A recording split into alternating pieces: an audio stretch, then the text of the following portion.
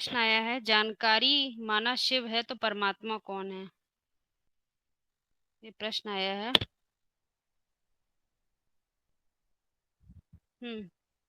कोई बताएंगे अपनी तरफ से क्या?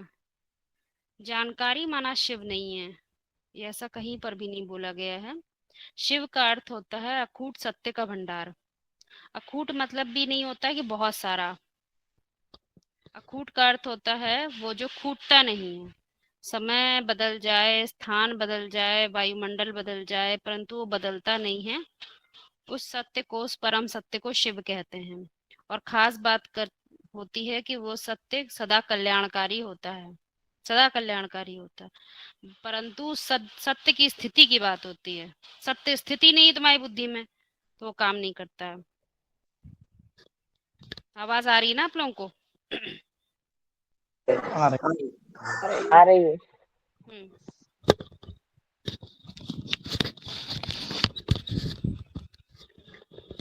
ये मुख्य बात है समझने की कि शिव का अर्थ क्या है। और जब कहते हैं जानकारी, तो वेद माना जानकारी होता है, जिसको हम वेद कहते हैं, वेद शास्त्र। तो वेदों में जो बातें लिखी हैं वो क्या हैं? विद माना जानकारी। तो वो जानकारी देता है। कौन देता है? तो बताया जाता है जो ऋषि मुनि होते हैं ना, वो वेदों का निर्माण करते हैं। वेद अपौरुषेय होते हैं, वो कोई पुरुष नहीं निर्माण करता उनका। तो विद माना जानकारी। जो उन्होंने, ऋषि मुनि ने जो रियलाइज करते हैं, जिस चीज का वो आत्म साक्षात्कार कर लेते हैं, वो जानकारी जब लिख देते हैं या बता देते हैं तो उसको कहते हैं वेद। विद माना जानकारी, उसको कहते हैं हम वेद। वो है हमारे लिए जानकारी, या कहें उसको ज्ञान। तो शिव जब शब्द होता है, उस शब्द का हमें अर्थ समझना है।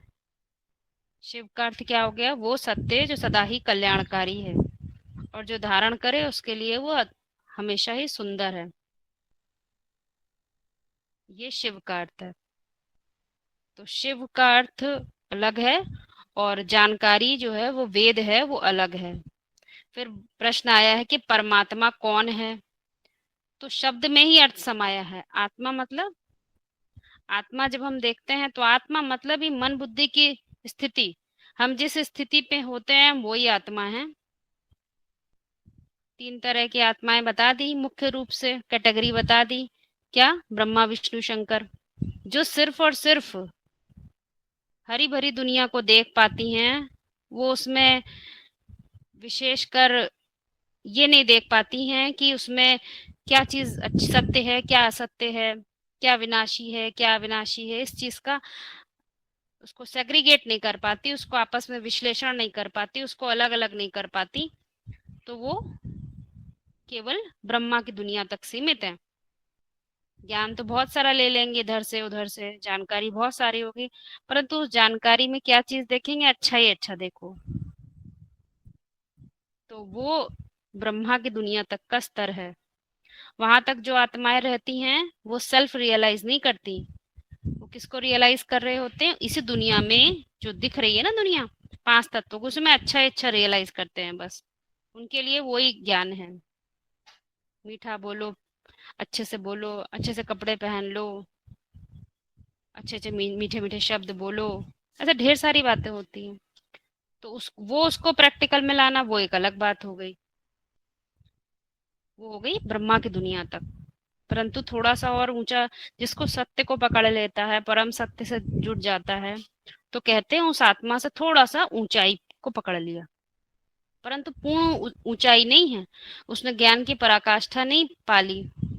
उसने वहां प्रवेश कर लिया जहां उसका आत्मा अर्थात पुरुष पुरुषार्थ करना शुरू कर देता है, जिसको शंकर के नाम से चित्रित किया जाता है। शंकर में शिव भी है, कृष्ण भी है, राम भी है, मन भी है, बुद्धि भी है, और उसके साथ बुद्धिमानों की बुद्धि भी है। तो वो एक कार्य करना शुरू करता है। तो जो कार्य करना शुरू करता है उसको हम क्या कहते हैं? पुरुषार्थ। पुरुष ऊंचा उठ रहा है। तो पुरुष नीचा था, अर्थात आत्मा की लोअर स्टेज ऑफ माइंड थी। उसे रियलाइज था कि नर से नारायण बनने वाला मैं ही हूँ, मुझ आत्मा में ही दोनों पार्ट है, नर से नारायण भी और नारी से लक्ष्मी भी। मेरे लिए कोई दूसरा पुरुष नहीं, मेरे लिए कोई दूसरी स्त्री नहीं। आत्मा में ही सारे पार्ट होते हैं।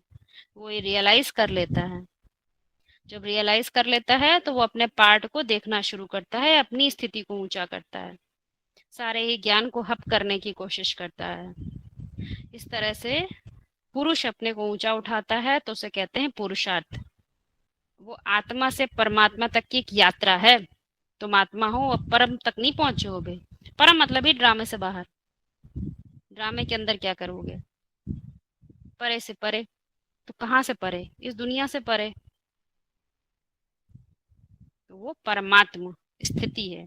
मुरलियों में भी महावाक्य बोले जाते हैं कि परमात्म स्थिति की बात करी जाती है। स्थिति है तो कोई ना कोई तो स्थित होगा वहां पर। अपनी सृष्टि का जो बाप होगा वही स्थित होगा, कोई दूसरा तो स्थित नहीं होगा। वही बीज होता है, वही अपने सृष्टि का, अपने संसार का कल्याणकारी होता है।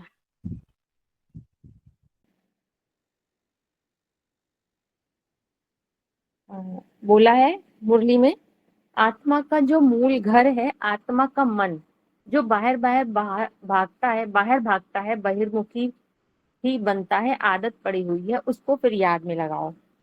तो क्वेश्चन ये है कि प्रूफ पॉइंट ये है कि आत्मा का मूल घर, आत्मा का मन कैसे बता दिया? तो आत्मा का मन बता दिया, इसका मतलब आत्मा अलग है और मन अलग है क्या? ऐसा क्यों बोल दिया? तो आत्मा का जो मूल घर, आत्मा का मन बताया गया, तो इस महावाक्य से ही साबित हो रहा है कि जैसे आत्मा का घर बताया गया है, तो जैसे घर अलग होता है और घर वाला अलग होता है, घर में रहने वाला जो घर का मालिक है वो अलग होता है, घर अलग होता है, ऐसे ही मन अलग बात और आत्मा अलग बात। लेकिन फिर मुरली में तो बोला गया है मन बुद्धि को ही आत्मा कहा जाता है। हाँ, कहा तो जाता है, लेकिन कौन सी मन बुद्धि को? मन बुद्धि की बैलेंस स्टेज को आत्मा कहा जाता है।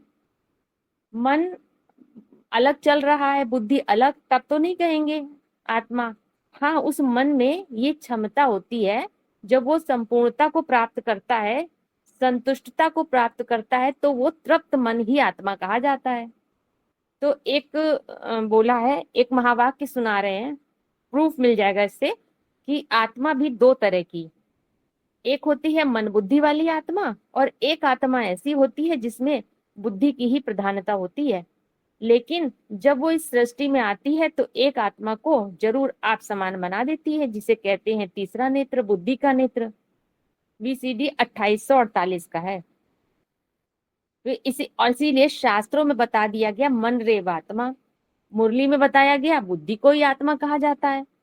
तो इन दोनों में थोड़ा अंतर है। क्या अंतर है? मुरली में बताया गया बुद्धि को ही आत्मा कहा जाता है। VCD 2419, बुद्धि हजार नियामत कही जाती है। हर मनुष्य मात्र को जन्म से बुद्धि मिली है, जो पूर्व जन्म के कर्मों से मिलती है। तो फिर इन दोनों में क्या अंतर हो गया? एक जगह कहा गया मनदेव आत्मा, एक जगह कहा गया बुद्धि को ही आत्मा। तो मन बुद्धि को कैसे समझे कि आत्मा का घर है? इन दोनों में क्या अंतर हो गया? इसमें वही अंतर है जो कि कॉन्शियसनेस और अवेयरनेस में है। कॉन्शियसनेस माना कि चैतन्यता, चेतना, जिसको चेतना कहते हैं ना, चैतन्यता। और अवेयरनेस माने होता है बोध। तो कॉन्शियसनेस और अवेयरनेस में अंतर होता है। हाँ, ये कह सकते हैं जो चैतन्यता है, कॉन्शियसनेस है, शुद्ध चैतन्य जब हो जाता है, कॉन्शियसनेस का स्तर इतना ऊंचा हो जाता है, तो उसे आत्मा कहते हैं, जिसके लिए शास्त्रों में बोला है मन रेव आत्मा। चैतन्यता माने होता है जागृति, माने जिसके लिए हम जगे हुए हैं वही हमारा जगत है। जैसे कि हद की मन बुद्धि वाले जो होते हैं, लिमिटेड परिवार के लिए जगे हैं, लिमिटेड समाज के लिए जागे होते हैं, लिमिटेड संबंधियों के लिए जागे हुए हैं, लिमिटेड वस्तुओं के लिए जागे हुए हैं, तो उनके लिए वही जगत है। जो बाहर आंखों से, स्थूल आंखों से दिख रहा है, उसके लिए जागे हुए हैं, वही जगत है उनके लिए। लेकिन ज्ञानी आत्मा के लिए जगत की परिभाषा बदल जाती है। उसकी कॉन्शियसनेस का स्तर, जो चैतन्यता का स्तर है ना, वो बढ़ जाता है, तो वो बेहद में जग जाता है। कैसे? उसकी आंतरिक जागृति हो जाती है, अंतर जगत के लिए वो जग जाता है। तो इसीलिए मुरली में जब कहा गया बुद्धि को आत्मा कहा जाता है, तो कौन सी बुद्धि, माने शुद्ध बुद्धि की बात है। आत्मा को बोध स्वरूप भी कहा गया है, जिसको अवेयरनेस कहा गया।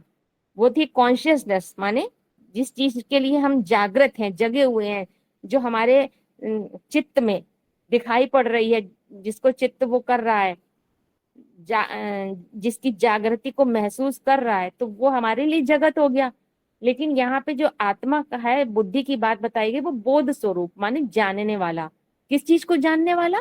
बोध और जागृति में यही अंतर है कि वो जो जागृति है ना हमारी, जिसके लिए हम जागे हुए हैं, वो उसको भी जानने वाला है। इसीलिए क्या बताया गीता में, इंद्रियाणि पराण्याहु इंद्रियेभ्य परे मन, मन शस्तु परा बुद्धि यो बुद्धे परतैतुस है। माने मन से भी परे जो है वो बुद्धि है।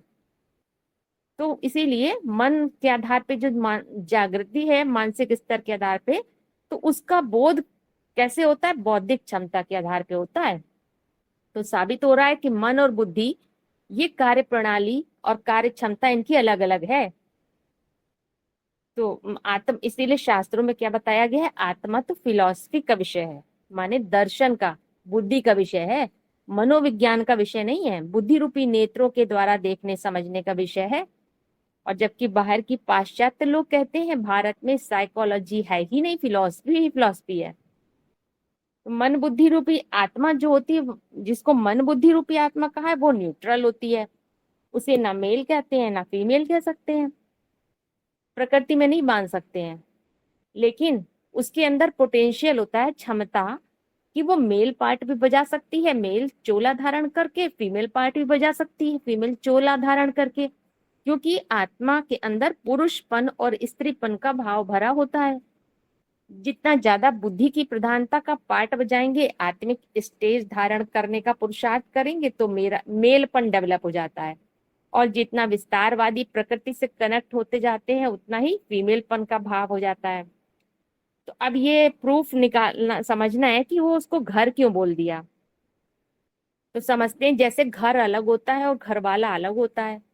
तो जो घर वाला होता है, घर का मालिक, वो घर को जानता है। क्यों जानता है? क्योंकि उसने उसने अपना घर बनाया होता है या कारीगरों से बनवाया है। तो उसकी ईंट ईंट की जानकारी उसको होती है, कहाँ पे कितना सामान लगा, कैसे ईंट लगी, सारी उसको मालूम है। तो यही बात यहाँ पर भी है। यहाँ पे क्या है, क्या मुरली में बोला है, गीता के माता के रोम रोम को जानने वाला गीतापति भगवान है। माने कि घर किसको कह दिया? हद में तो ईंट पत्थर के मकान को घर कह दिया गया। मुरली में परिभाषा बता दी, शास्त्रों में भी गायन है, न ग्रहम ग्रहम इति उच्यते ग्रहणी ही ग्रहम उच्यते, ग्रहणीहीनम अरण्यम सम सत संवतम। अर्थात ईंटों की दीवार को घर नहीं कहा जाता है, गृहिणी को घर कहा जाता है। गृहिणी के बिना घर घर नहीं, जंगल है। तो गृहिणी अथवा घर वाली ही घर है, माता ही घर है, जिसके रोम रोम की जानकारी उसके पति अथवा मालिक को होती है। तो माना कि गृहिणी क्या हो गई, घर। घर क्या है? आधार है। किसका आधार है? भारत का। भारत माने कि ज्ञान में रत रहने वाली जो स्टेज ऑफ माइंड की बात है, जिसका यादगार आज भी कायम है। वो आधार कैसे है? आज भारत में, केवल भारत में ही ये है कि हर चीज को आधार कार्ड से कनेक्ट कर दिया गया। सारी कनेक्टिविटी आधार के माध्यम से कर दी गई है, जो किसी भी और देश में अभी नहीं करी गई है। इतनी बड़ी करोड़ों की पॉपुलेशन को, सबको कनेक्ट कर दिया गया। वो आधार ही केंद्र बन गया। लेकिन हद और बेहद में बड़ा अंतर हो जाता है। किस बात में? जो हद में घर और घर का मालिक होता है ना, वो तो अलग अलग होता है, दोनों कभी एक नहीं हो सकते। क्योंकि घर जड़ होता है और मालिक चैतन्य होता है, जीता जागता, तो वो कभी भी एक नहीं हो सकते हैं। लेकिन बेहद मतलब आध्यात्म में एक ऐसी भी स्थिति आती है जब घर माने गृहिणी और घर के मालिक के बीच का अंतर समाप्त हो जाता है। दोनों ही प्रकाश स्वरूप हो जाते हैं, रोम रोम प्रकाशित हो जाता है, जिसका उदाहरण शिवलिंग में दिया गया। शिवलिंग में दो का मेल, आत्मा और लिंग रूप शरीर, दोनों ही पूर्ण प्रकाशित हो जाते हैं, कि दोनों में अंतर नहीं किया जा सकता है। इसीलिए उनके नाम अलग अलग दिए जाते हैं काम के आधार पे। तो क्या दिया गया? शिवलिंग, परम ब्रह्म परमेश्वर, अर्धनारीश्वर वगैरह। माने घर और घर वाले के बीच का अंतर समाप्त हो जाता है। कोई वो नहीं, भेद नहीं कर सकता। परम ब्रह्म परमेश्वर कहा गया, परम ब्रह्म परमात्मा कहा गया, तो उनमें कोई भेद नहीं कर सकता। इसीलिए मुरली में बता दिया परम ब्रह्म ही परमात्मा है। दोनों हैं, देखो, अर्धनारीश्वर रूप, मेल फीमेल। एक घरवाली है, गृहिणी, जिसको घर बताया, और एक है घर वाला, उसका मालिक, उसका पति। दोनों में अंतर नहीं कर सकते। अब एक प्रूफ पॉइंट मुरली का सुना रहे हैं, जिसमें बोला है अब परम पिता परमात्मा सेकंड में जीवन मुक्ति देते हैं। एक देते हैं या दो? देने वाले एक या दो? फिर परम पिता परमात्मा दो क्यों कह दिया? एक ही शरीर में, एक ही पर्सनैलिटी में दोनों आत्माएं हैं। परम पिता भी है जिसका कोई पिता नहीं, और वो परम पाठधारी आत्मा भी है जिसे कहते हैं परमात्मा। तो परमात्मा और परम पिता दोनों का मेल है, जिसकी यादगार दिखाया है अर्धनारीश्वर। एक ही परम पिता पिता है, परम पिता जो है वो पिता है, और एक है परमात्मा, वो पिता नहीं है, परम आत्मा है, ऊंची से ऊंची आत्मा, जो कि सबका गुरु है। उसको कहा गया है परम ब्रह्म। तो परम ब्रह्म परमात्मा हुई ना, ऐसे बोला बाबा ने, मतलब साबित कर दिया कि परम ब्रह्म ही परमात्मा है, इन दोनों का कॉम्बिनेशन है। तो आत्मा के लिए फिर उसका नगर क्या हुआ? माने मन। मन अर्थात जो देह भान रूपी पुरी है ना, आत्मा को पुरुष कहा जाता है, तो देह भान रूपी पुरी में आराम से शयन करने वाला है।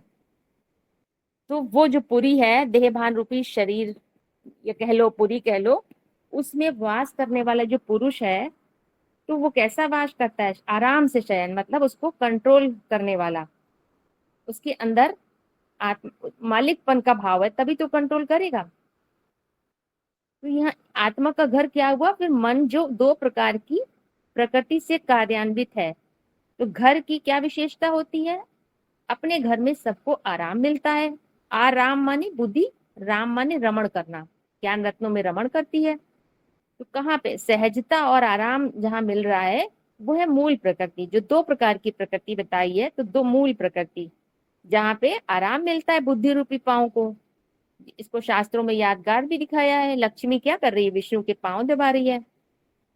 और दूसरी है देह भान वाली प्रकृति, स्मृति और विस्मृति की बात है। अगर मन बुद्धि रूपी आत्मा स्मृति स्वरूप मूल भाव में टिकी है, तब परा प्रकृति कार्य कर रही है। माने बुद्धि में हु एम आई की स्मृति है, मैं कौन और मेरा क्या है। मेरा माने मेरी मूल प्रकृति, अर्थात अपने बीज के स्वरूप की स्मृति है, और उसमें एकाग्र है मन, तब कहेंगे पुरुष। शरीर रूपी पूरी में आराम करने की यादगार है। तो मेल वर्जन अर्थात पुरुष देह की बात नहीं है, देह भान की बात है, कि शास्त्रों में जिसकी यादगार दिखाया है। तो हर बीज का जो मूल भाव है, उस मन बुद्धि रूपी आत्मा का घर हुआ, जहां उसको आराम मिलता है, जिसे कहते हैं स्व आत्मा का भाव, स्वभाव। और द्वैतवादी युग में मूल भाव से दूर होते जाते हैं, तो देह भान वाली प्रकृति कार्य करती है, तो बेआरामी महसूस होने लगती है। तो इस तरह से साबित हो रहा है कि ये आत्मा का घर क्या हुआ? मन हुआ, जिसमें दोनों में भेद बाद में मिट जाता है। ऐसा घर जहाँ इतना आराम मिलता है, तो दोनों में, घर और घर वाले में, मतलब दोनों ही चैतन्य बन जाते हैं, रोम रोम में प्रकाशित हो जाता है।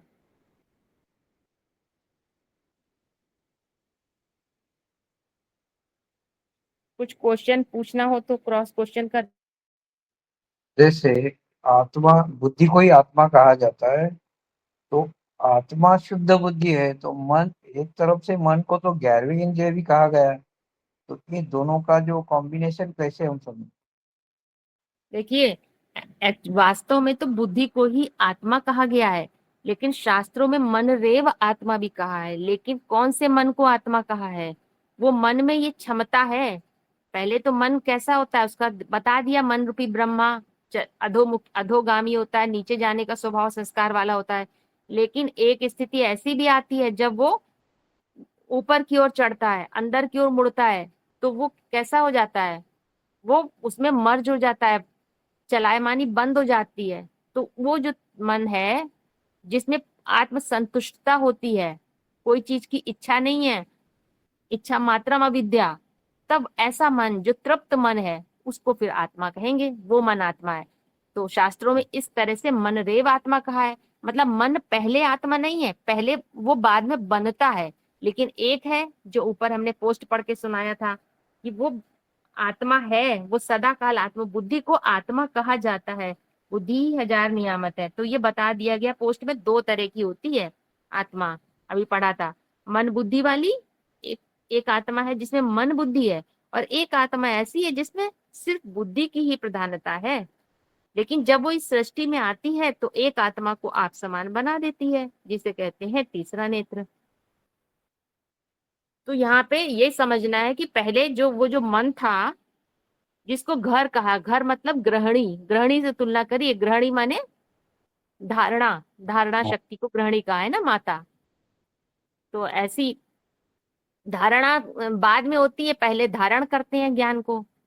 तो किसके आधार पे धारण किया? जो मन की 2 तरह की प्रकृति बताई है, जो आत्म भाव वाली प्रकृति के आधार पे ज्ञान धारण करते हैं, वही फिर बाद में धारणा बन जाती है। तो संपन्न स्टेज की यादगार बताइए कि आत्म भाव वाली प्रकृति के आधार पे जो ज्ञान धारण किया तो फिर कैसा हो गया? वो जो नीचे जाने वाला था मन, वो लिंग रूप बन जाता है, जिसके रोम रोम में ज्ञान का प्रकाश भर जाता है। तो जिसको कहा गया कॉम्बिनेशन को परम ब्रह्म परमेश्वर अथवा शिवलिंग भी कह सकते, तो उसमें भेद करना मुश्किल हो जाता। भेद नहीं कर सकते कि इसमें बिंदु अलग कहाँ है, लिंग अलग कहाँ है, या परम ब्रह्म परमेश्वर में भेद नहीं कर सकते। मतलब घर घर और घर वाले के बीच में भेद खत्म हो जाता है। ऐसा सामंजस्य है मन बुद्धि का, परफेक्ट सामंजस्य, ऐसी प्रवृत्ति है, पवित्र प्रवृत्ति, वो उसी को आत्मा कहा गया है। वो क्वेश्चन ये भी पड़ा हुआ था कि एक से सुनना है, अनेकों से नहीं सुनना है। ठीक है, एक से ही सुनना, अनेकों कैसे सुनना है? अभी अभी यही बात डिस्कस हो रही थी। सुनना मतलब जो हम सुनना चाहते हैं वो सुनाई दे, वो अलग बात हो जाती है। वो जब हम इस दुनिया में होते हैं तो हम अच्छा सुनना चाहते हैं ना, अपने बारे में कोई बुरा कह दे तो नहीं अच्छा लगता है। अच्छा खाना चाहते हैं, कुछ गलत खा जाए या कड़वा खा जाए जो हमारे टेस्ट का नहीं है तो नहीं अच्छा लगता है। तो ये बाहर के इंद्रियों की बात होती है।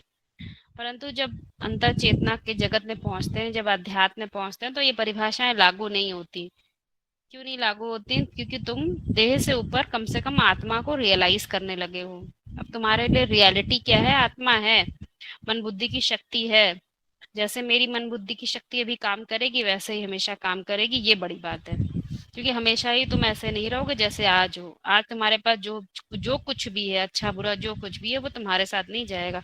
तुम्हारे साथ केवल मन बुद्धि की शक्ति ही जाएगी। ये रियलाइज हो जाना। तो जब ये रियलाइज हो जाता है तो सोचने समझने की जो क्षमता होती है बिल्कुल बदल जाती है।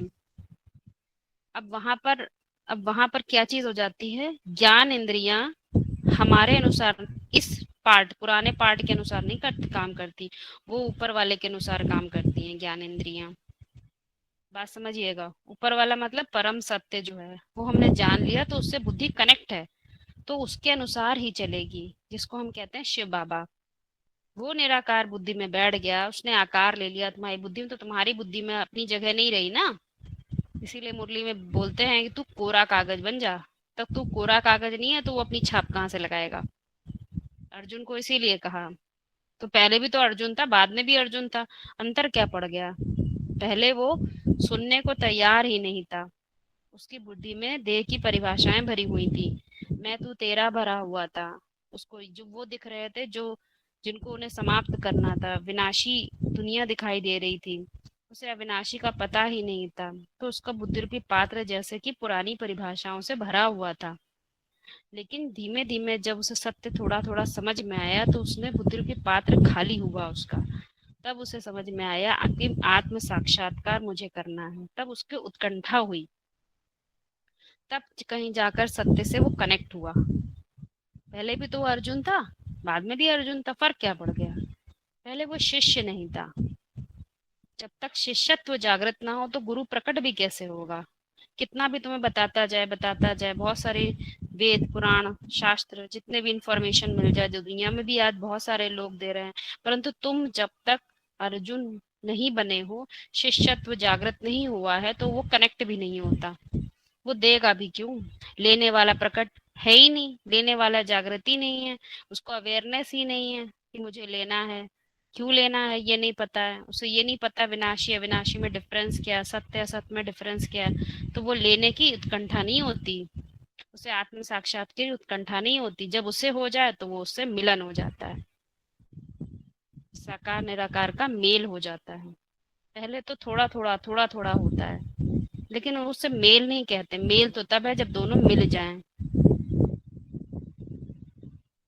जब मिल जाते हैं तो वो काम करता है, तुम्हारी अपनी कुछ नहीं काम करती। बाबा हमारे लिए उदाहरण है, वो जो भी कहते थे करते थे, वो क्या अपनी मनमत चलाते थे? कभी नहीं। श्री, श्री मतलब क्या? श्रेष्ठ शिव बाबा, उसकी मत चलती थी। उन्होंने अपना कभी कुछ नहीं, उन्हें कभी कुछ नहीं चाहिए था। उन्होंने सब वो समझाया, वो बताया जो ऊपर वाले का था, जो ईश्वर बताना चाह रहा था, वो उसने उन्होंने अपने मुख के द्वारा आप सबको बताया। तो मुरलियों में बोला है, जैसा बाप का पाठ होता है तो हम सब बच्चों का भी वैसा ही पाठ होना, वैसे ही संकल्पों का खून बहना चाहिए, वैसा ही काम करना है, अद्वैत से जुड़ना है, शिव बाबा से जुड़ो, किसी व्यक्ति से नहीं। अकूट सत्य का भंडार तुम्हारी बुद्धि में साकार रूप ले ले, ऐसा चिंतन, ऐसा मंथन, ऐसी स्थिति बनाओ।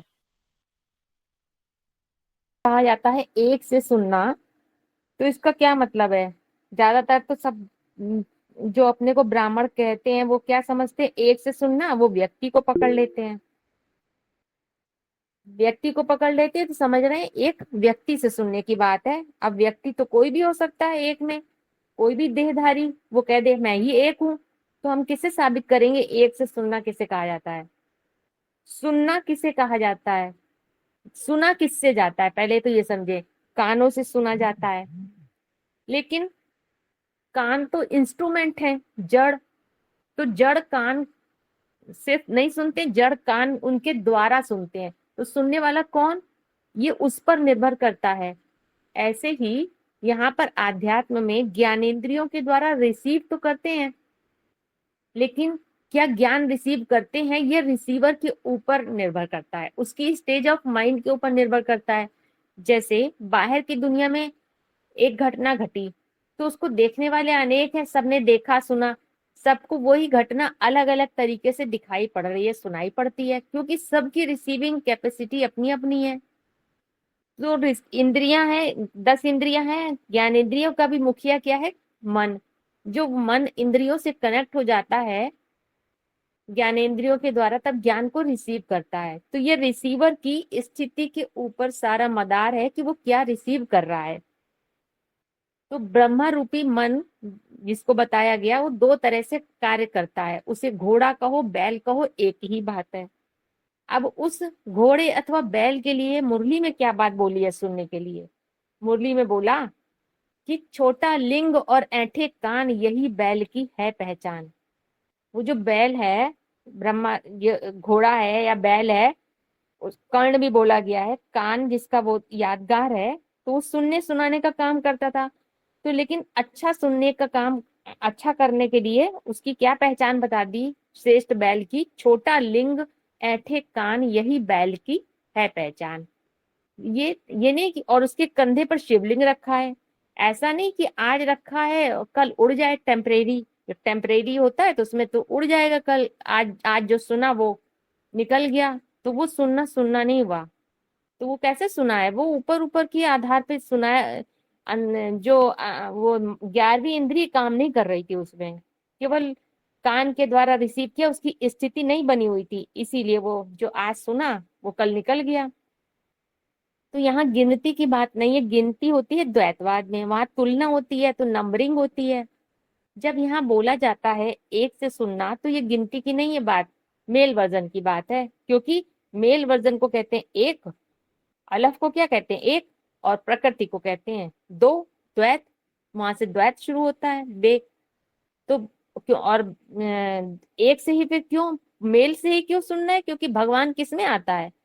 भगवान माता में तो प्रत्यक्ष किस में होता है? कन्या माता में तो प्रत्यक्ष नहीं होता ना, पुरुष तन में ही आता है। प्रकृति में नहीं। इसीलिए एक से सुनना माने उस ऊंची से ऊंची स्टेज ऑफ माइंड के आधार पर रिसीव करने की बात है, जहां पर कौन सी भगवत्ता डेवलप हो जाती है। जिस बात की मान लो जानकारी कहीं से मिली, तो अच्छा, अब इस आधार पर क्या हम समझे कि हमें जो कुछ भी सुना दिख रहा है, जो कुछ भी समझ में आ रहा है, तो क्या हमें पहले सोचना पड़ेगा कि हमें ये सुनना है कि नहीं, कि पहले सोचेंगे क्या? हर बार तो ऐसा नहीं हो सकता। जो कुछ भी देख रही है इंद्रियां, वो तुरंत रिसीव करने लगते हैं। तो उसके लिए क्या करना होता है? ऐसी चीज चाहिए जो ऑटोमेटिक काम करे। वो क्या चीज होती है? वो होती है एंटीना। जैसे एंटीना लगा देते हैं ऊंचाई पे, एंटीना लगा दिया था, अब उससे डायरेक्ट रिसीव हो रहा है। जो ऊपर वो पड़ा हुआ है, सारी वेवलेंथ है, उसके आधार पे जो स्टेशन पे जो कुछ भी है वो सब रिसीव हो रहा है। अब इंस्ट्रूमेंट को खोल दिया, टीवी को, रेडियो को, तो सब कुछ आ रहा है। तो यहाँ पे वही रिसीवर की बात है, ऐसा रिसीविंग कैपेसिटी डेवलप हो जाए, बार बार सोचना ना पड़े कि हमें ये सुनना है या सुनना है। वो ऊंची स्थिति के आधार पर वो ऑटोमेटिक काम करने लगेगा। रिसीविंग कैपेसिटी एक वो सेट हो गई, एक फ्रिक्वेंसी सेट हो गई, तो वो जो है, और ऊंची स्थिति है तो ऊंची स्थिति के आधार पर वो रिसीव होगा। तो जो हमें देखना चाहिए वही हमें दिखाई पड़ेगा, जो सुनना चाहिए वही सुनाई पड़ेगा। किसके आधार पे? वही वो ऊंची स्थिति जिसको कहा गया चोटी। चोटी की मतलब मुकर्रर रथ को भी कहा गया। जैसे अल्लाह वो होता है ना, एड़ी और चोटी, तो चोटी है सबसे ऊंची स्थिति वो। तो इसीलिए जो रुद्रमाला की जो पुरुषार्थी स्टेज में जो पुरुषार्थी होता है, उसमें अनेकों व्यक्ति तो काम कर रहे होते हैं। उसमें ब्रह्मा, चौमुखी ब्रह्मा भी काम करता है, पांचवा मन भी काम करता है, तो सब काम कर रहे हैं। तो पहले कैसी होती है? देने वाला भी है, परंतु मुख्य बात यह हम हर अभी तो पुरुषार्थ चल रहा है, तो एक अभी स्थिति बनी नहीं है। लेकिन ये बात यह है कि मुख्य कि हमारी कॉन्शियसनेस कहाँ पर है, हमारी जागृति कहाँ पर है। हम हमारी जहाँ पे कॉन्शियसनेस है वही हम रिसीव करेंगे। तो उसके आधार पे अगर हमारी कॉन्शियसनेस जरा से भी देह भान में शिफ्ट हुई, तो फिर मन मत मिक्सचैरिटी हो जाएगी, फिर एकाग्र से नहीं सुन सकते हैं। तो इसीलिए जो बोला गया कि ऐसी स्टेज ऑफ माइंड से सुनना है, ऐसी रिसीविंग कैपेसिटी जागृत हो जाए, ऐसी चोटी की स्थिति के आधार पे, मुकर्रर रथ के आधार पे, कि जो हम बाबा हमें सुनाना चाहता है हम वो सुने, जो दुनिया हमें सुनाना चाहती है वो ना सुने। तो वो हो जाएगा कि एक से सुनना, वो है अद्वैत, उसके अद्वैत सत्य के आधार पे रिसीव करना। तो इसलिए बोला, महावाक्य में बोला गया है, सारा मदार है आत्मिक स्थिति के ऊपर, क्योंकि द्वैतवादी परिभाषाएं अपने आप मिक्स होती रहती हैं। और इसीलिए एक से सुनना माने राम को एक मुख दिखाते हैं, रावण को अनेक मुख दिखाते हैं, 10 से। तो वही है, एक मुख माने जो सत्य के आधार पे काम कर रहा है, उसी के आधार पे सुनना है, एक से सुनना। इसीलिए एक से सुनना है। तो इसको इसको कहते हैं कान अर्पण करना। क्योंकि मुरली में बोला, वार्तालाप का पॉइंट है, अव्यभिचारी ज्ञान सिर्फ एक से ही सुनना, किसी दूसरे से भी ना सुने, तब कहेंगे शिव बाबा को कान अर्पण किए। तो यहाँ दूसरा कोई व्यक्ति की बात नहीं है, प्रकृति की परिभाषा उसमें मिक्स ना हो। तो ऐसे ही सब इंद्रियों से चेक करना, ये वार्तालाप का पॉइंट है कि जो है द्वैतवाद होता है प्रकृति से शुरू होता है, अद्वैत स्टेज जहाँ पे द्वैत नहीं है। जो बाबा सुनाना चाह रहे हैं वो सुने, अपने मन मत ना मिक्स करके सुने। और कोई भी पहली परिभाषा, जो देहभान की परिभाषाएं वहां काम नहीं कर रहे, प्रकृति की कोई परिभाषा काम नहीं करनी चाहिए। क्योंकि सतरज तम के आधार पे, प्रकृति के आधार पे कोई चीज को देखेंगे सुनेंगे तो अच्छी बुरी सब कुछ लगेगी, लेकिन जब उस प्रकृति की परिभाषा काम नहीं करेगी, तब क्या होगा? जो देखना है, जो सुनना है, जो समझना है, वही सब एक्यूरेट दिखाई पड़ेगा। ये होता है एक से सुनना। लेकिन अभी ब्राह्मणों की जो फैमिली महफिल में तो ऐसा इसका अलग अलग एंगल से बात बताई जाती है कि एक शिव बाबा से सुनना है, अनेकों से नहीं सुनना है ना। ये बात का कैसे समझेगा? तो शिव बाबा मतलब बता ही दिया गया, साकार निराकार का मेल। तो अभी जो बताया गया एक एक वो क्या है? अद्वैत। अद्वैत जहाँ प्रकृति की परिभाषा काम नहीं कर रही है, शिव बाबा मेल है, कोई प्रकृति में नहीं आता, साकार निराकार का मेल हो रहा है। प्रकृति की परिभाषा वहां काम नहीं कर रही है, ड्रामा से बाहर है अभी ना शिव बाबा। तो अभी ये शूटिंग पीरियड में शिव बाबा ड्रामा से बाहर एग्जिस्ट कर रहा है। तो वहां एक से सुनने की बात है। तो उस ऊंच जो बताया स्थिति के आधार पे ही असली सुनना होता है। छोटा लिंग और ऐंठे कान, कान किसी के कब ऐंठे जाते हैं? जैसे बच्चा होता है ना, तो माँ उसके कान ऐंठती है। किस लिए ऐंठती है? खबरदार करने के लिए, चेतावनी देने के लिए। तो वो ऐंठे, वो इसलिए, ऐसे नहीं बकरी की तरह लटके हुए कान, उससे क्या होगा, सबकी सुनेंगे, द्वैतवाद में चले जाएंगे। वो सुनना नहीं है, ऐंठे कान, अलर्टनेस रहे। तो उस आधार पे कि बाबा क्या बताना चाह रहा है। बाबा माने जो निराकारी ज्ञान हम अपनी बुद्धि में उसको साकार बना रहे हैं, समझ बन रही है, तो उसमें से वो भावार्थ निकालना है उसका गहराई में, कि वो बताना क्या चाह रहा है। तो वो कब हम रिसीव करेंगे? जब एंटीना होगा, यानी ऊंची स्थिति होगी, मुकर्रर रथ के आधार पे ही। बहिर्मुखता के आधार पे वो चीज नहीं रिसीव कर सकते, एंटीना काम नहीं करेगा। एक एग्जांपल देते हैं आप लोगों को, बहुत सिंपल लाइफ से। हम कहीं भीड़ में जा रहे हैं, बहुत सारे लोग हैं, बहुत सारी पब्लिक है, हम बड़े ही फंसे हुए हैं। तो तब तक हम फंसे हुए हैं जब तक हम उसी शरीर में बैठे हुए अपने आप को समझ रहे हैं। यदि थोड़ा सा भी कॉन्शियसनेस है तो वो अपने आप को बाहर से भी देख सकता है। तो बैठा जरूर पब्लिक के बीच में होगा, लेकिन वो उसकी जो स्थिति होगी वो थोड़ी सी अपने आप को एक विजुअलाइज कर पा रहा होगा, देखता होगा। तो वो अपने आप को, भले 100 लोगों के बीच में बैठा हो या फंसा हुआ हो, लेकिन वो उसमें बंधा नहीं हुआ होगा, उसने अपने को वहां फंसाया नहीं होगा। वो अपने आप को दूर से अलग से देख सकता है, कुछ ना कुछ रियलाइज कर सकता है। ये एक फैक्ट है। कभी भी अपने को देखें, बहुत सारे लोगों के साथ भी हैं, सब कुछ बोल रहे हैं, कुछ सुना रहे हैं, परंतु वहां कुछ है ही नहीं, जैसे लगता है वहां है ही नहीं। हम वो सुन रहे हैं, हम वो देख रहे हैं जो हम देखना चाहते हैं। हम मतलब जिसको आत्मा का बोध है, बीज है जो। तो वहां पर जैसे कि बताया गया अभी कि ऐंठे कान है, अलर्ट। वो जो सुनाना चाहता है वो तुम कैच करो। वो तो निरंतर तुम्हारे साथ है। तुम मुझे जितना याद करते हो उतना मैं तुम्हारे साथ हूँ। तो साथ होना कोई अलग से थोड़ी कुछ है। क्या किस कैसे साथ में, तो बता दिया।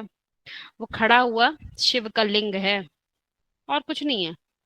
तुम्हारा पुरुषार्थी का जो 11वीं इंद्री है वो काम करेगी, तो ही तो वो शिव है, तो ही तो वो शिव का रूप है, शिव का लिंग है।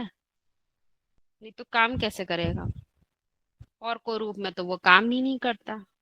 क्योंकि जो भी दुनिया में नाम बनते, पूजा होती है, तो उसमें शिव के लिंग की ही पूजा होती है, उसके हाथ नाक की नहीं होती। वो वर्किंग मोड में नहीं होता। हाथ से तुम कितना भी दान दो दो, शिव नहीं काम कर रहा है। तुमने करोड़ों की संपत्ति यज्ञ में दे दी हो, वो काम नहीं करेगी। काम तो वही तुम्हारा 11वीं इंद्री करेगी, जिससे शिव कनेक्ट हो सकता है। वो परम सत्य उसी के द्वारा काम करता है, और किसी इंद्रिय के द्वारा नहीं कार्य करता। तो वो बात समझाई गई है कि तुम किस स्थिति में हो, किस मोड में हो।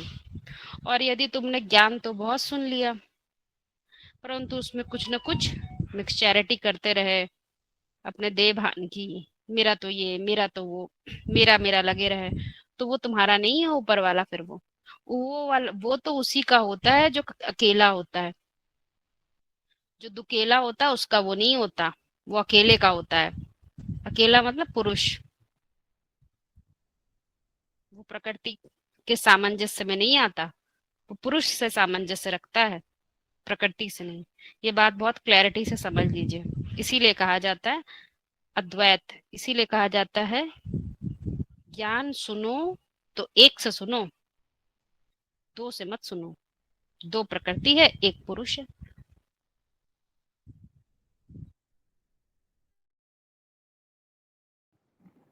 ड्रामा में जब रोल प्ले करते हैं तो डायरेक्शन देने वाला कौन है, और ड्रामे में हैं तो वहां कोई साक्षी होकर सिर्फ देखना तो होता नहीं है, एक्ट भी करना होता है। तो हीरो के सामने अगर विलन होगा तो हीरो ईंट का जवाब पत्थर से देगा, या मैं कारण हूं समझकर सहन कर लेगा। ड्रामा के अंदर एक हम ही वही प्रश्न है रोल, ना ये। हाँ एक ही है, पूरा कर तो हम्म, दे। ड्रामा के अच्छा। अंदर हम वही रोल प्ले करते हैं, वही एक्ट करते हैं जो नूंद होता है, और ड्रामा से बाहर आकर हम अपनी एक्ट को समझ सकते हैं कि कहाँ क्या चूक हुई, लेकिन अब ड्रामा के बाहर उसमें सुधार क्या करना होता है, प्रश्न है। हाँ जी, देखिए ड्रामे के अंदर और बाहर पहले तो ये बात है, रोल प्ले करते हैं तो डायरेक्शन देने वाला क्या होता है। देखिए दो चीजें हैं, एक होता है डायरेक्टर, एक होता है एक्टर। डायरेक्टर तब है जब ड्रामे से बाहर है तो डायरेक्टर है, क्योंकि डायरेक्टर वास्तव में बीज रूप आत्मा होती है जो अपने अपने संसार का निर्माता होता है, अपनी दुनिया का रचयिता होता है, अपनी प्रकृति का पुरुष होता है, अपनी रचना का रचयिता होता है। कोई और नहीं होता, कोई और जिम्मेवार नहीं होता, वो डायरेक्टर है। डायरेक्टर अर्थात बीज बीज पर सारा मदार होता है। तो जब बाहर है तो डायरेक्टर वास्तव में अकेला नहीं होता है, वो किससे कनेक्ट होता है, वो ऊपर वाले से कनेक्ट होता है। सत्य की सत्ता का उसे पता होता है, सत्य का उसे रियलाइजेशन हुआ होता है, सेल्फ का रियलाइजेशन हुआ होता है। तो जैसे कि जो वो डायरेक्टर है वो डायरेक्शंस को डायरेक्ट रिसीव करता है, समझ रहे ना, डायरेक्शंस को डायरेक्ट रिसीव करता है। वो डायरेक्शंस को रिसीव करता है कि मैं जो हूँ, मैं जो आत्मा हूँ, मन बुद्धि की शक्ति हूँ, उसकी शक्ति जो खो गई है, जो शिव की शक्ति की जगह अबला हो गया है, उसमें बल कहाँ से आए। तो वो बल प्राप्त होता है शिव से। इसीलिए मुरलियों में बोला जाता है शिव शक्ति अवतार होना है। मुख्य लक्ष्य क्या है, शिव शक्ति के रूप में अवतरित हो जाए। तो ये शक्ति क्या है, आत्मा का बल है जो खो गया है। थोड़ा थोड़ा अच्छी बातें जान ले, थोड़े थोड़े महावाक्यों के अर्थ जान ले, वो जो बल है वो पूर्णतः बल नहीं है। वो बल कैसा है, चलो थोड़ा बहुत अच्छा पाठ बजा लेंगे, जिसको मुरलियों में बोला है राजधानी में सब तरह के चाहिए, वो एक अलग बात होती है। लेकिन राजधानी स्थापन करने वाला वो बड़ा ही जिम्मेवार होता है, उसको कहते हैं बीज, उसको कह सकते हैं डायरेक्टर। वो डायरेक्शंस को रिसीव करता है और प्रैक्टिकल उनको कर देता है, प्रैक्टिकली नक्शा बना देता है। अब हीरो को उस नक्शे पे चलना होता है। लेकिन जब ये पूछा जाए कि जब ड्रामे के अंदर हीरो के सामने विलन आता है तो वो वहां पर उसे कुछ याद थोड़ी रहता है कि मैं काम करूं या ना करूं, जो विलेन है उसको खत्म करूं कि ना करूं, ऐसा नहीं होता है। उसमें आत्मा का बल ऐसा भरा होता है। आत्मा का बल किस रूप में भरता है, तो मुरली का पॉइंट है, शिव आते हैं तो 3 धर्मों की स्थापना करते हैं। पहला है देवता, ब्राह्मण और क्षत्रिय। ये तीनों पन, क्षत्रियपना, देवताईपन और तीसरा क्या है, ब्राह्मणपन, ये तीनों ही डेवलप हो जाता है उसके अंदर। जब ये तीनों ही डेवलप होते हैं तो ये काम करते हैं ब्रॉड ड्रामे में।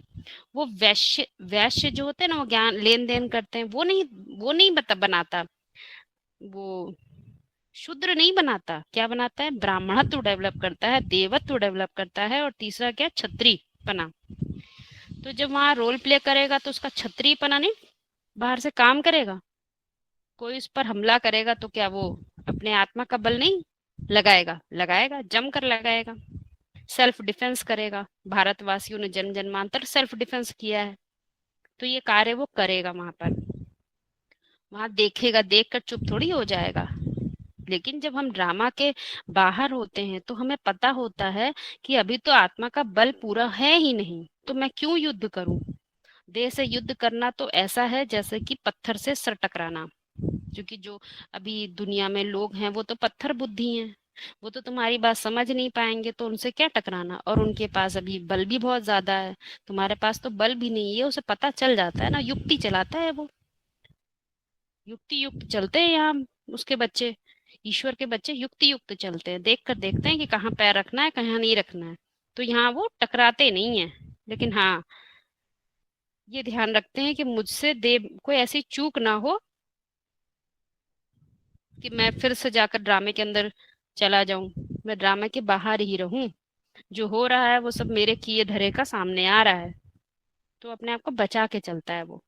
जैसे मुरलियों में कहा जाता है, ये ज्ञान दो धारी तलवार है, संभल के चलो बहुत, क्योंकि दुनिया में भी लोग हैं, पुराने जन्मों का हिसाब किताब भी है, और तुम्हें सर्वश्रेष्ठ ज्ञान भी मिला हुआ है, उसको भी तुम्हें धारण करना है। हाँ, ड्रामा में जब रोल प्ले करते हैं तो डायरेक्शन देने वाला कौन है? अगर ड्रामा में है तो वहां तो कोई साक्षी होकर देखना नहीं होता है, सिर्फ एक्ट करना होता है। हीरो के सामने अगर विलन होगा तो हीरो ईंट का जवाब पत्थर से देगा, या मैं कारण हूं समझकर सहन कर लेगा। ड्रामा के अंदर हम वही रोल प्ले करते हैं, वही एक्ट करते हैं जो नूंद होता है। ड्रामा से बाहर हम अपनी एक्ट को समझ सकते हैं कि कहाँ चूक हुई है, लेकिन अब ड्रामा के बाहर उसमें सुधार क्या करना होता है। तो ड्रामा में अब ऊपर था क्वेश्चन कि ड्रामा में डायरेक्शन देने वाला कौन है, कि जब ड्रामा में रोल प्ले कर रहे हैं तो ड्रामा में डायरेक्शन देने वाला है विधाता के रूप में अपना ही बनाया हुआ विधान। क्योंकि शूटिंग पीरियड में जैसा विधान मन बुद्धि रूपी आत्मा ने बनाया ड्रामा में, वही उसको धारण करने वाली है, विधाता है, विशेष रूप से धारण करती है। और जो धारण किया फिर वो ऑटोमेटिक काम करने लगता है। इसीलिए विधि का विधान गाया जाता है। भक्ति मार्ग में गीत गाते हैं, जाही विधि राखे राम ताही विधि रहियो। शूटिंग पीरियड में अपनी श्रेष्ठता को पहचान कर अगर हीरोपन डेवलप किया होगा तो फिर ब्रॉड ड्रामा में वही हीरोपन रावण अथवा विलन के सामने कार्य करने लगता है, ऑटोमेटिक कार्य करने लगता है। हीरोपन माने वही क्षत्रियपन हो गया, क्योंकि वहां पे ब्रॉड ड्रामा में तो स्मृति नहीं रहती है, तो वहां कर्ता बन जाते हैं। कारण के आधार पर कार्य तो करते हैं, कार्य कारण के आधार पर ही होता है, क्योंकि ड्रामा में कारण और कार्य का सिद्धांत कार्य करता है, लेकिन कारण की पहचान नहीं होती है, कारण को भूल जाते हैं। ब्रॉड ड्रामा में कोई बीज की या बाप की स्मृति तो रहती नहीं है। तो वार्तालाप में बोला है, दुष्ट संग जन देहि विधाता, हमारी आत्मा खुद ही विधाता है, अपने लिए खुद ही नियम कानून बनाती है, कोई दूसरा नियम कानून नहीं बनाता है।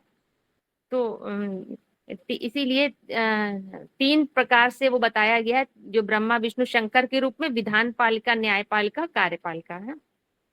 अब दूसरी बात कही गई कि जब ड्रामा से बाहर आते हैं, आत्मा समझते हैं, तो शूटिंग पीरियड की बात हो गई है, तब कारण को भी जानने वाले होते हैं और कार्य को भी देखने वाले हो जाते हैं, इसीलिए वहां अप्रभावित रहते हैं।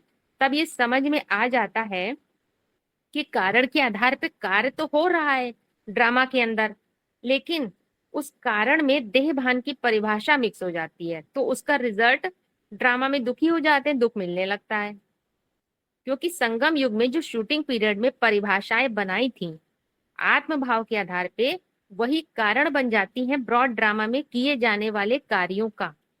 जैसे किसी ने मन बुद्धि में एक परिभाषा सेट कर ली, नॉलेज इज पावर, तो इस शूटिंग पीरियड में तो ईश्वरीय नॉलेज की बात है, उसके आधार पे ही शक्ति मिलती है, तो शिव शक्ति अवतार हो जाता है। लेकिन ब्रॉड ड्रामा में ये वो ईश्वरीय नॉलेज तो याद नहीं रहती, भूल जाते हैं, तो सत्य से जैसे दूरी होती जाती है तो देह भान की परिभाषाएं काम करने लगती हैं। तो वहां पे क्या, नॉलेज सिर्फ ईश्वरीय नॉलेज को नहीं समझते हैं, कोई भी इंफॉर्मेशन हो, दुनियावी इंफॉर्मेशन हो, उसको नॉलेज समझते हैं। देह की नॉलेज, 5 तत्वों की नॉलेज, वस्तुओं की नॉलेज, जड़ पदार्थों की नॉलेज, फिर उसको बढ़ाने की कोशिश करते हैं, क्योंकि परिभाषा सेट कर ली, नॉलेज इज पावर, वो बढ़ा रहे हैं, तो उसके आधार पे ताकत तो मिल रही है, पावर, लेकिन बाहुबल की पावर है जिससे दुख ज्यादा मिलता है। तो समझ में तब यहाँ शूटिंग पीरियड में है तो समझ में आ जाता है। तो इसलिए जो बोला चूक कहाँ हो गई, तो चूक होने की बात नहीं है, ड्रामा तो एक्यूरेट बना है। परिभाषाओं रूपी बीज में जो देह भान की मिक्सचरिटी हो गई थी उसको परिवर्तन करने की बात है आत्म भाव के आधार पे। तो ये नहीं कह सकते कि चूक हो गई, चूक कुछ भी नहीं होती है, बस वो कारण रूपी जो बीज में क्या मिल गई, मिक्सचरिटी हो गई थी, तो वहां दुख मिलने लगा था। यहाँ पे शूटिंग पीरियड में कारण के आधार पे कार्य हो रहा था, कारण को भी जानने वाले थे, उसके आधार पे जो कारण के आधार पे कार्य होता है वो स्वतः होता है, तो वहां अकर्तापन की स्टेज होती है। लेकिन जब कारण रूपी बीज को भूल जाते हैं, बाप को भूल जाते हैं, तो क्या होता है, देवभान की परिभाषा मिक्स हो जाती है। जहां बाप नहीं वहां पाप है, तो वहां पे कर्ता बन जाते हैं। तो सुख के संग में सुख मिलता है तो पीछे दुख जरूर लगा रहता है। ये बात है।